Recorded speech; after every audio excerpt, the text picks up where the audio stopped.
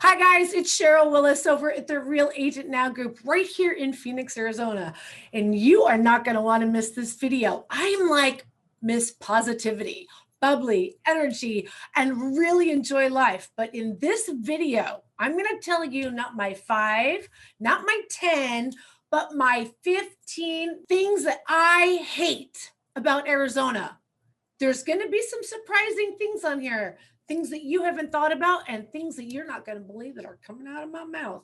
So don't go anywhere. Stay tuned because here it comes.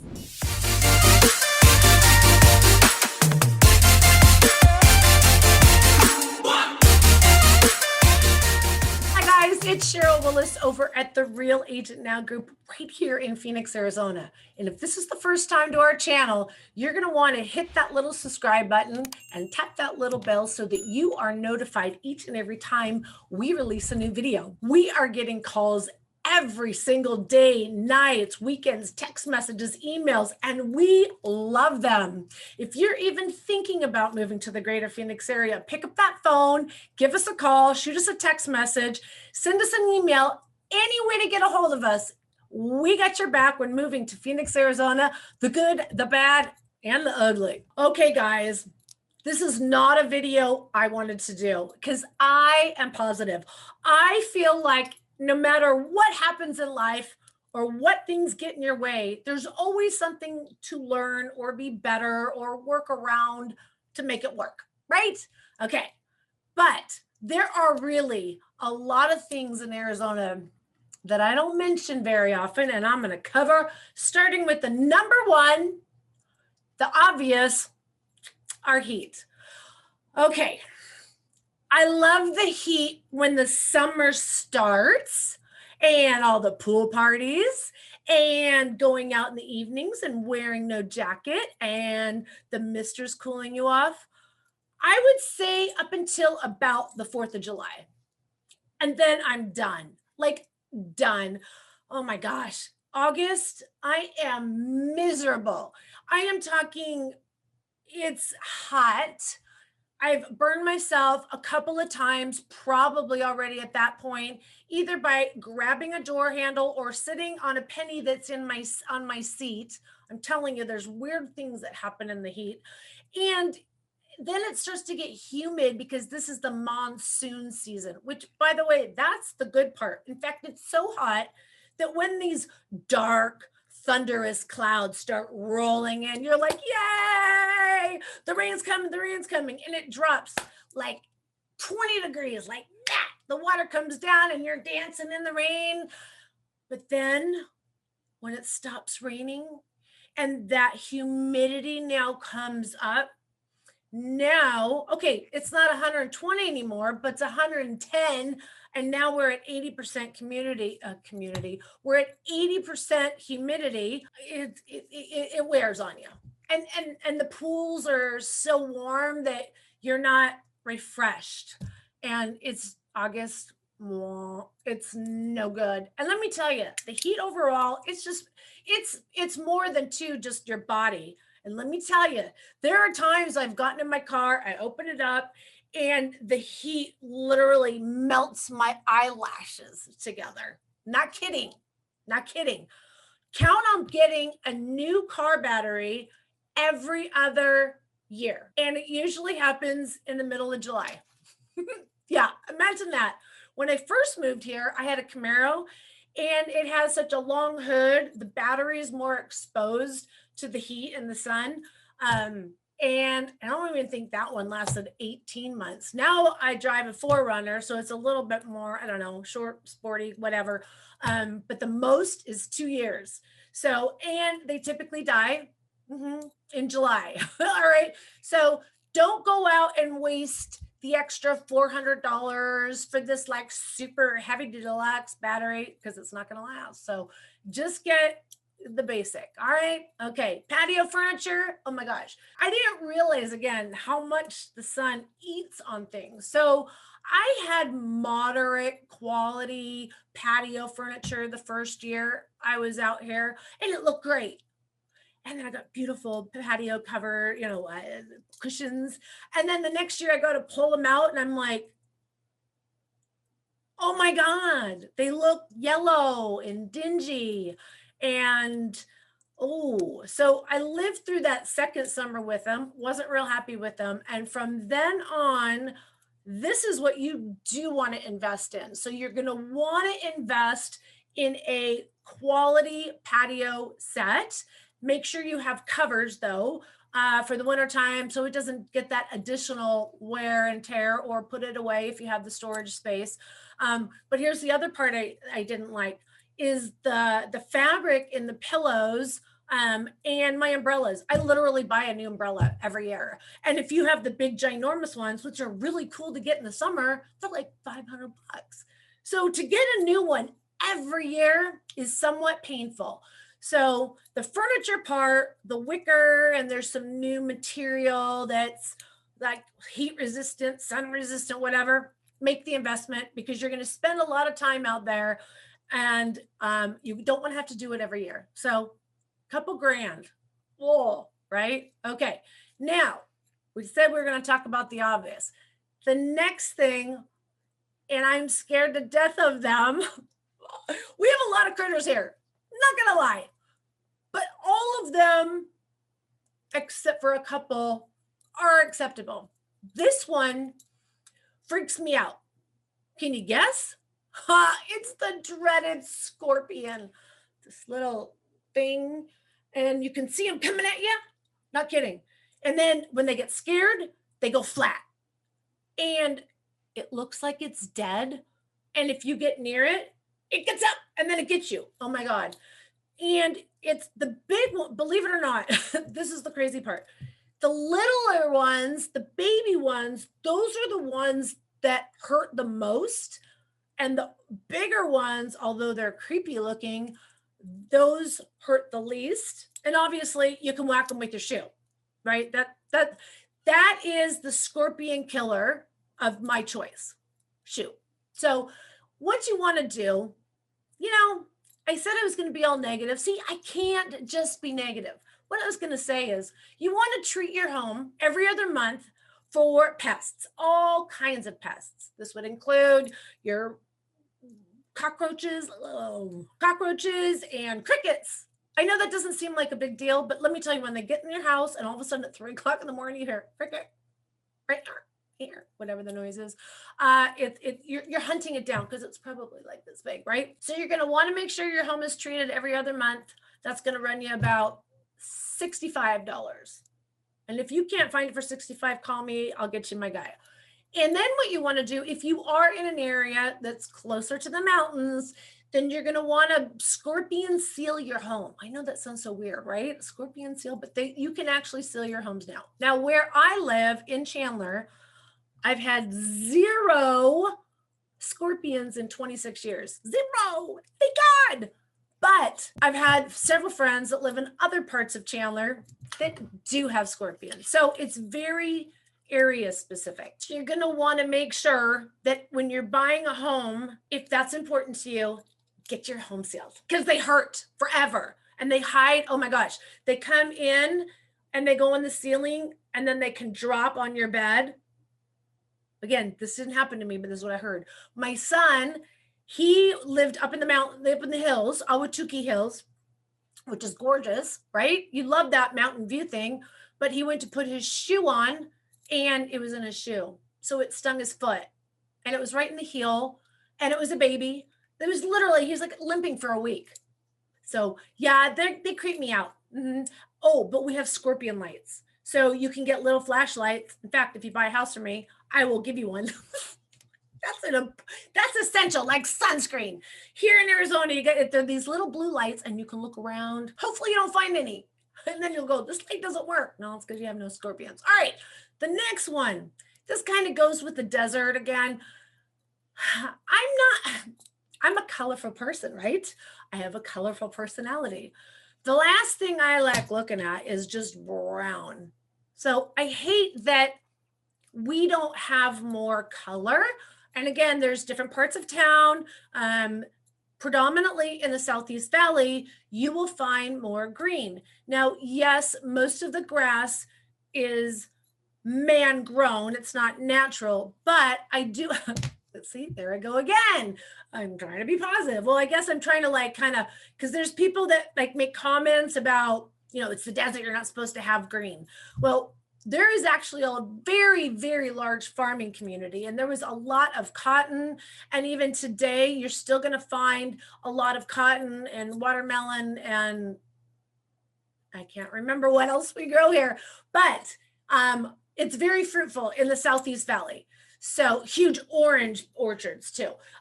So that is natural to Arizona. And, but yeah, I did it too. When I first moved here, I was like, I gotta have a pool. I gotta have grass.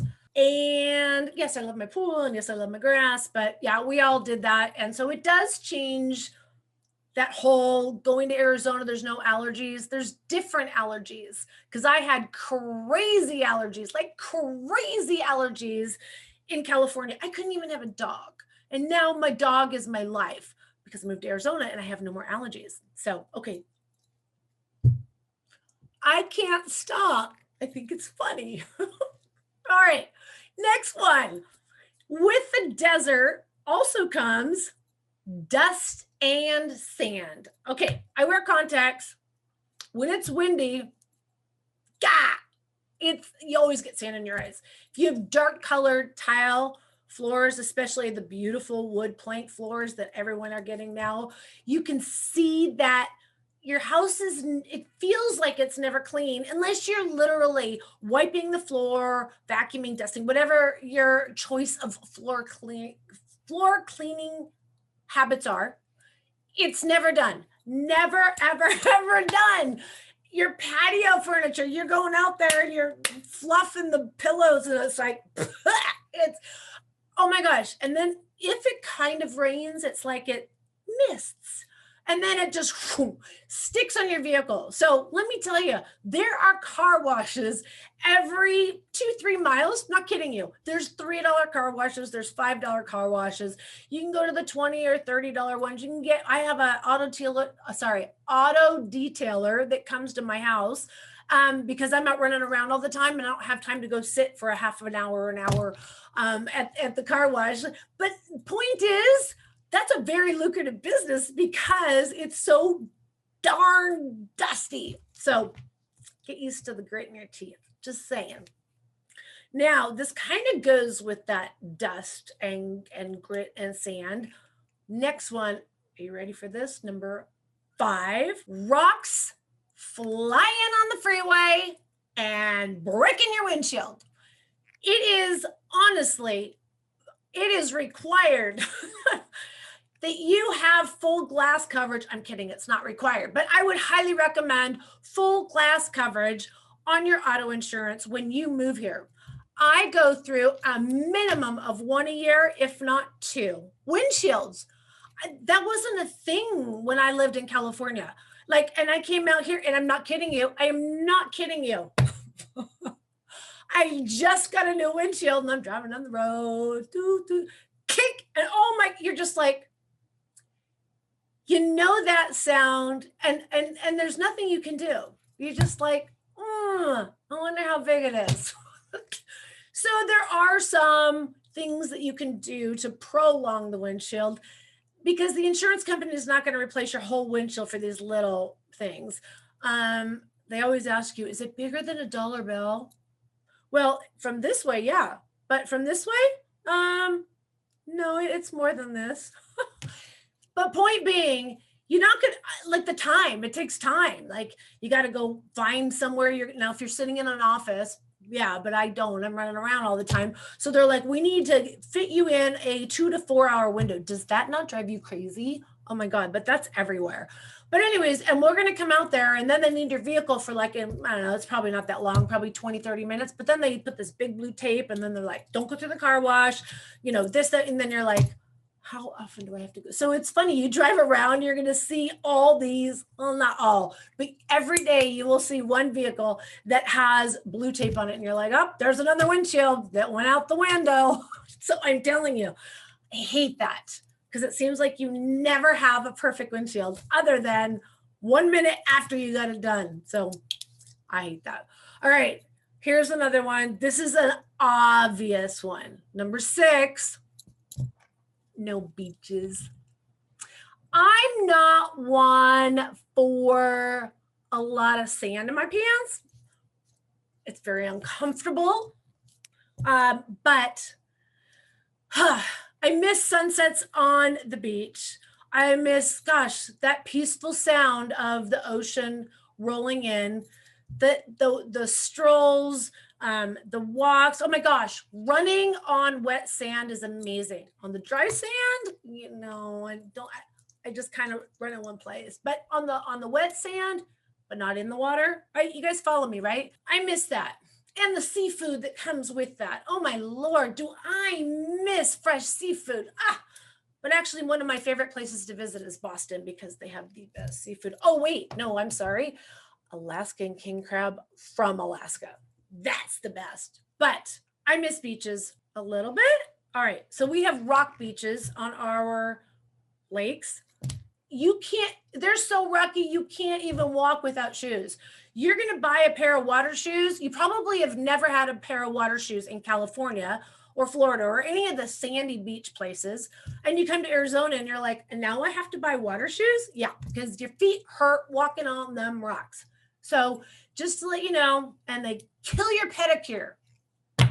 The big rocks are not friendly and you cut your toes. Sorry, I'm kind of a little princess there. But so there's no way we'll ever get beachfront property.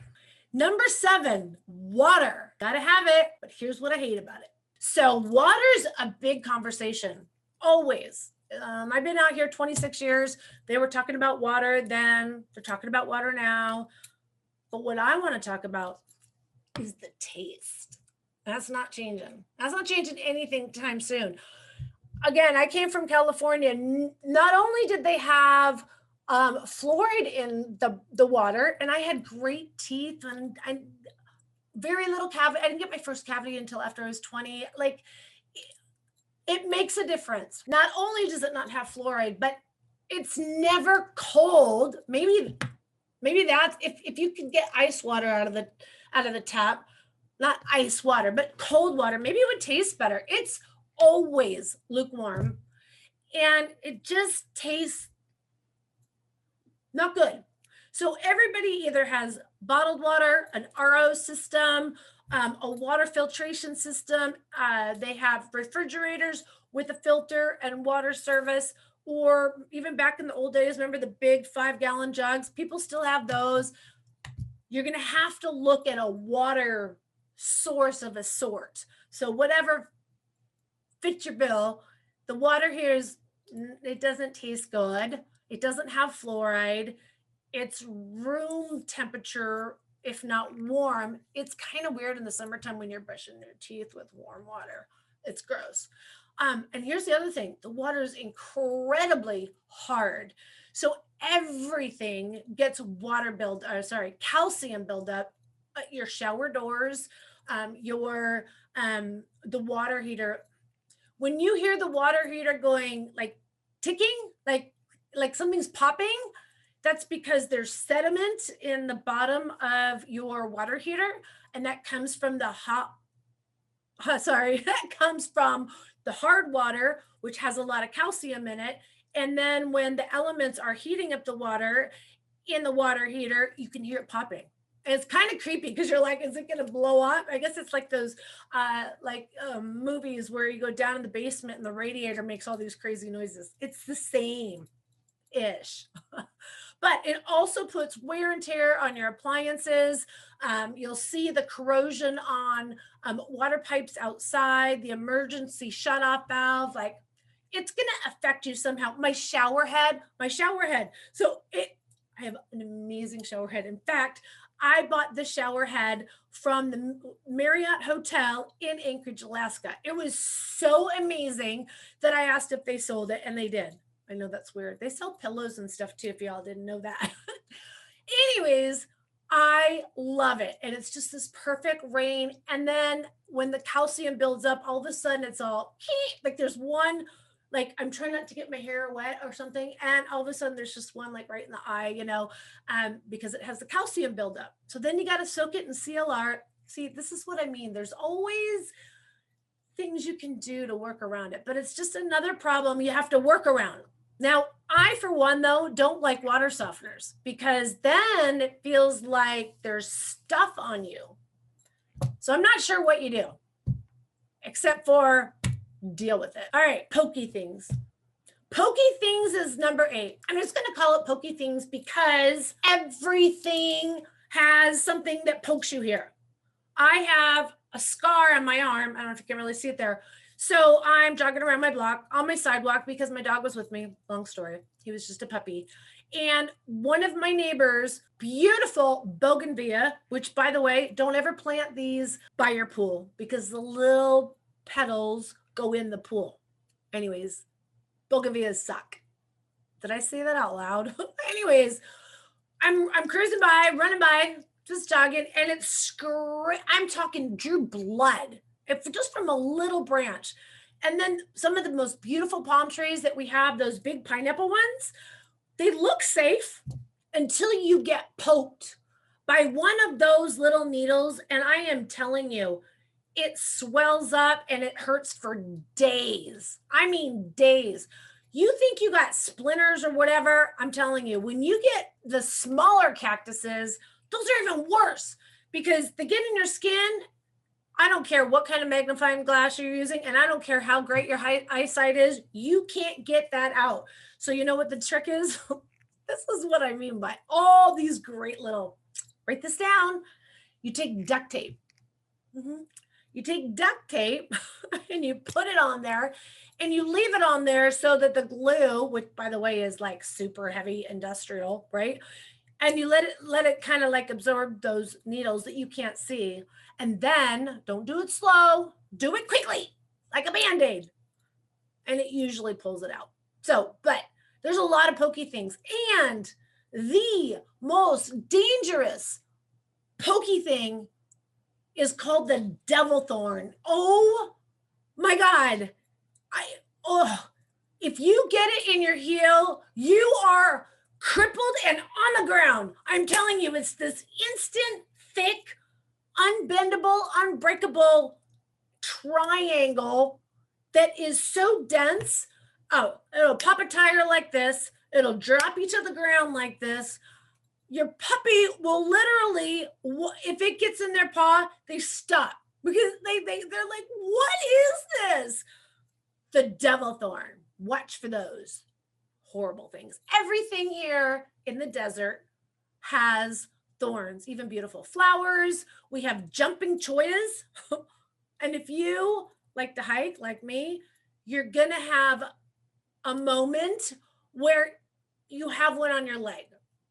Now, they don't stick to your skin as bad as they do your clothes. But then when you're trying to take them off, the mistake everybody makes is you go to try and take them off and then they break into 2. And then you get 2, now you have 2 and 3. And I'm telling you, it feels like they're jumping and it's just the same one that started here. And now, so here's the secret. I hope you have your list of secret stuff from Sheryl Willis. You want to make sure you always have bottlenose pliers. Yeah, you want to have those in your backpack because as soon as you get one of those on, you're just going to put it underneath and you pop it off and you never even have to touch it. But I'm telling you, if it gets on you and you don't have those and you're trying to brush them off, you're going to grab another one and they're going to get all over you. So watch out for them jumping choyas and just watch out for everything. Like it looks beautiful. Like the Patio is the most ugliest plant in the world most of the time. The Patio, it's brown like 11 months out of the year and it has these ginormous thorns on it. So it looks like it's dead. You're like, what's the point, right? And then right around the March, April timeframe, beautiful green, lush, flowering leaves, if you would. And then at the top, there's these beautiful orange, almost like birds of paradise kind of flowers at the top. And they look so beautiful. You just want to go up and grab it. Okay, yeah, don't forget those big needles underneath. I'm telling you, just don't touch. Don't touch any of our plants. Don't be touching my stuff. Stay away from those. Okay, number 9. This is something I hope they can change this, but it sucks right now. You have to drive everywhere in this valley. There is no walkability. Really, there's certain downtown areas that if you live within, an eighth of a mile, a quarter of a mile, you can walk on down there, but not in the summertime, right? Or maybe, use your beach cruiser and kind of ride on down. But for the most part, there's not big walk areas. Our downtown is not very retail and not very retail. and when I say downtown, so downtown Phoenix is very different than any downtown in any other major metropolitan area. Like if you go to Dallas or you go to Seattle or you go to Chicago, everything is downtown, like all the football fields, basketball, shopping, like big events, everything is downtown. Not here. We have kind of a lot of downtowns, or you might want to call them like villages, but they are downtown. So we have downtown Phoenix, which, if you ask me, is predominantly corporate kind of jobs, political, courthouse, DES, which is the Department of Economic Security. You follow me, the FBI, like that's where they're at, right? And then, so that's where the high rises are. And then you have a lot of the high rise living. So we have, but to be honest with you, most of those are rentals. It's odd. There's plentiful restaurants. There's lots of restaurants. And during the week, and we're talking after COVID now that it's open, and we're also talking about when construction's done. Oh my God, that's a nightmare down there, but it will be done at some point. So when all the restaurants are open, they're super fun during the business day until about maybe 6:37. And then there's nothing in downtown Phoenix. If there is a baseball game, that's the Diamondbacks, or a basketball game, that's the Suns. If there is one of those two games, then you get a little bit more like people walking around and seeing stuff, but it's quiet. It's not like a downtown, right? Our football field, which that's what I love about Seattle, is I love going to the Seahawks games. I don't know. I'm not too jazzed about the Cardinal games. Sorry, home team. I don't like where the Cardinal Stadium is. There's this pop-up amazing Westgate in Glendale that when there is a game, oh my God, you feel like you're in Times Square.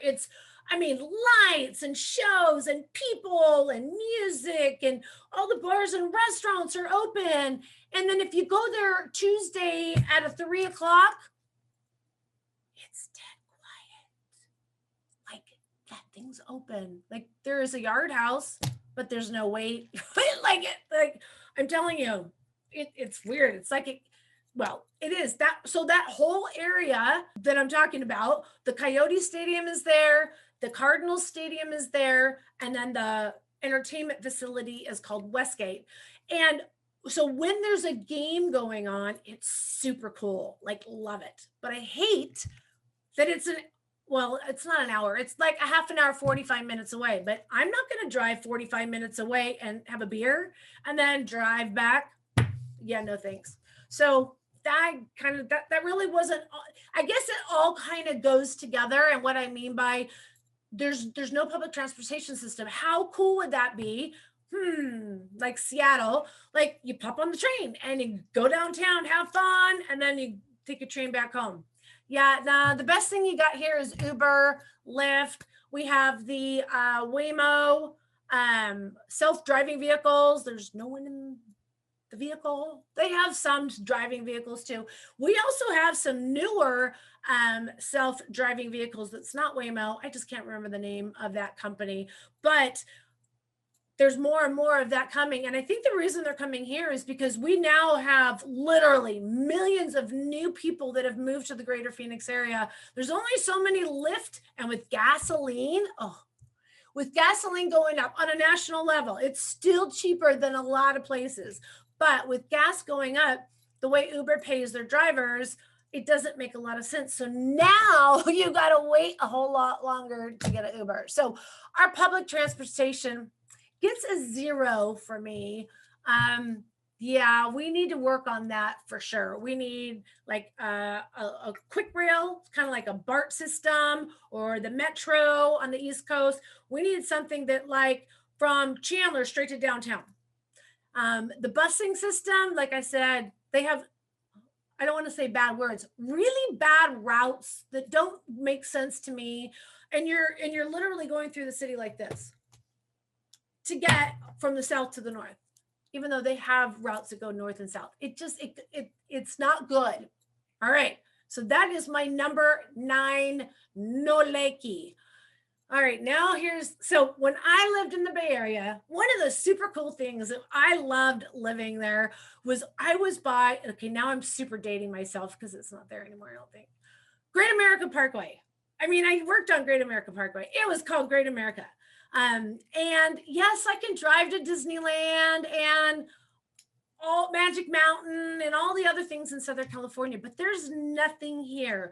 So I guess that's not really bad because it's not like there's an amusement park in every state. Maybe I just got spoiled in California, but there's no amusement parks here yet. There's been a talk many years, decades, I should say, of opening one in the Southeast Valley in an area called Schnepp's Farms. And they do kind of have a small little kind of hokey, you know, like they have a pumpkin patch. Did I say pumpkin?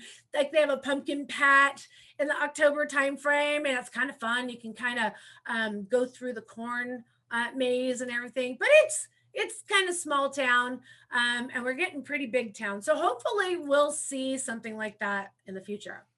All right. One of the other things that I love about Arizona is the proximity to the mountains and the, oh my God, endless amount of hiking. So if you love outdoors, you're going to love that. But here's what I don't like. There's 2 ways to get to the amazing northern part of our state. One of those ways is Highway 17. And I cannot tell you, I don't care how many lanes they open it up to, because I think when I moved here, it was 2. And then of course I went to 4, and then I went to 6, and I'm talking 6 lanes. I think at one part it's like 7 or 8. That's how much traffic goes from the greater Phoenix area. And then a super popular place that everybody loves to live is Anthem. And then now that's even kind of expanding. We have New River, and it's starting to go out even to Black Canyon. Anyways, 17 is horrible. I don't care what day of the week it is and what time of the day it is. There is a backup in some way. The freeway's flooded. There's an accident. There's construction. And if you live up in that Northwest area and you have a plane to catch, I would recommend that you come down the night before just to be safe and stay at a local hotel. Because when there's delays, it's significant. It's miles, many miles long. So 17, not liking it much at all. All right, number 12. So when people get tired of the snow and the water and the gray skies, if you're on the East Coast, you go to Florida. And when you're on the middle, I guess mid-US, you can go to either Florida or Arizona. And people, not that it's really cold over here, but we get a lot of the Montana, Idaho, Eastern Washington, those snow areas. So we call them the Snowbirds. So people that live in the snow country, and they come down usually right after Christmas, like the first, you start to see them, I should say this. You start to see them right around October, November. They might pop out for maybe November timeframe. It's absolutely gorgeous out here. And so they'll come out, and they usually have people book years in advance to their favorite vacation rentals. And now with Airbnb, it's insanity. But anyway, so we'll start to see the Snowbirds come in around October, November. But the first week of January, oh my God, The first sign is there's no handicap spots open, which thank goodness, thank you, Lord, I don't have to use it. But that's the first sign, when all of a sudden, all these parking places, like near Home Depot, like what? Home Depot, they literally have 20 handicap on both sides. That's a little excessive. But anyways, all of them are, they've been empty all year long, and all of a sudden they're full. You're like, oh man, it's January. Oh my God. By February, they are all here. They are all here. And all of a sudden, our population grows by 30%. Not kidding you, 30%. These people, I hate to say it that way, these non-resident residents, they don't register their vehicle here. They don't have our emissions here. They don't know our traffic laws here. They don't know our speed limits. You know, there's like that unspoken rule that, yeah, it says 45, but we all go 55 or so. But yeah, it's pretty bad. And then our driver's license thing, that's a whole nother conversation. But like our driver's license lasts 30 years. So that has nothing to do with Snowbirds, but you have an older community driving. Yeah, that was my dog. You have the older community driving, and it's kind of scary. It's very scary, because you feel like people are just going to run right over them. All right, for the young ones that like to go out, and we do have quite the nightlife. Scottsdale and Tempe and Chandler, and not Gilbert. Gilbert shuts down at like 10:30 p.m. It's a sleepy town.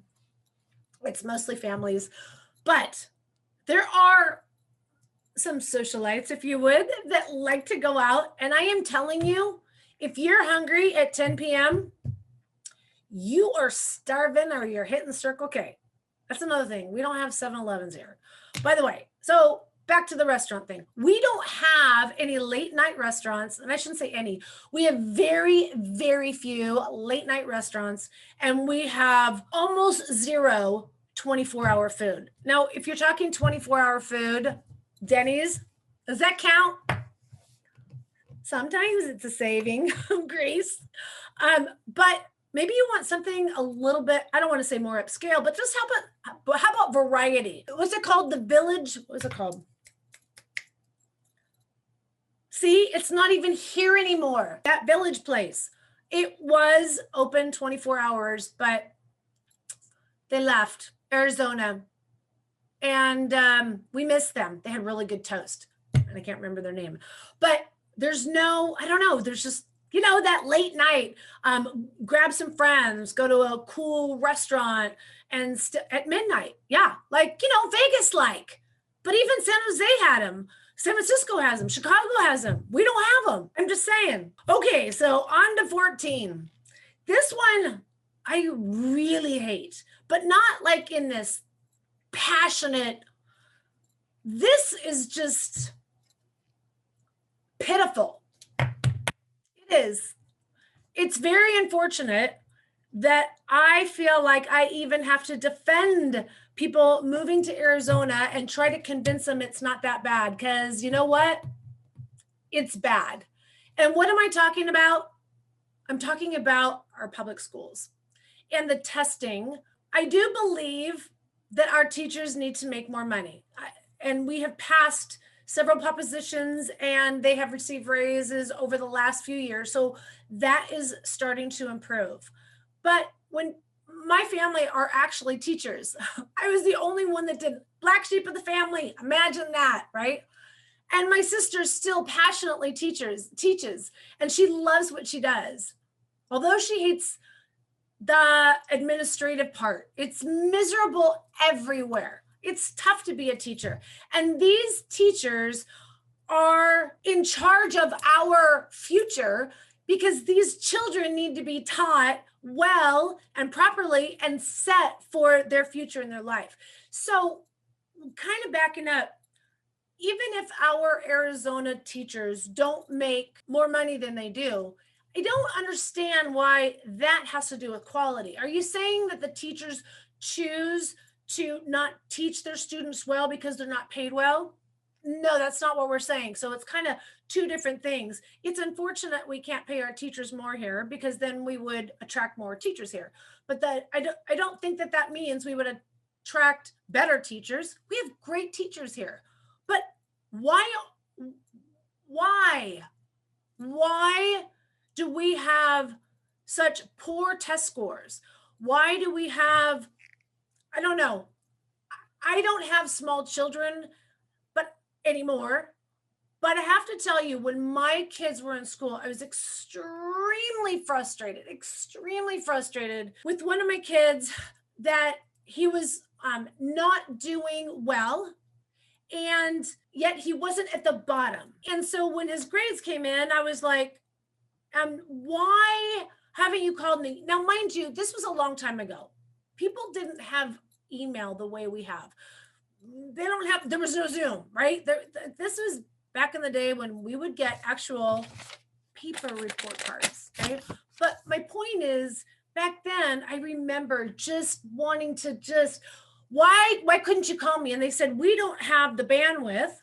And so we only pay attention, this is how I remember it. And I realize it was a long time ago because my kids are all in their 30s now. But they said, we only have the bandwidth to help the top performers get to where they should be.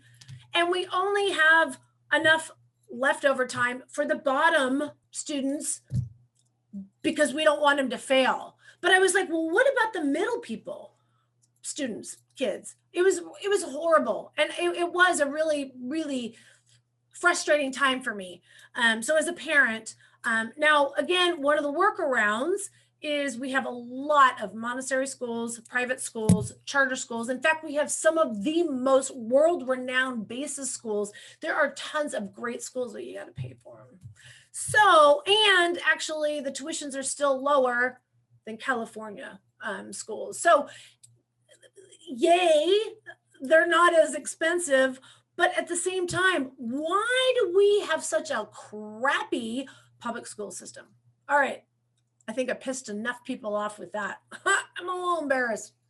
Now, the long-awaited, unbelievable that I'm going to say this. Can you guess what it is? Number 15. Please don't hate me. There's a saying out here in Arizona. The saying is, don't California my Arizona.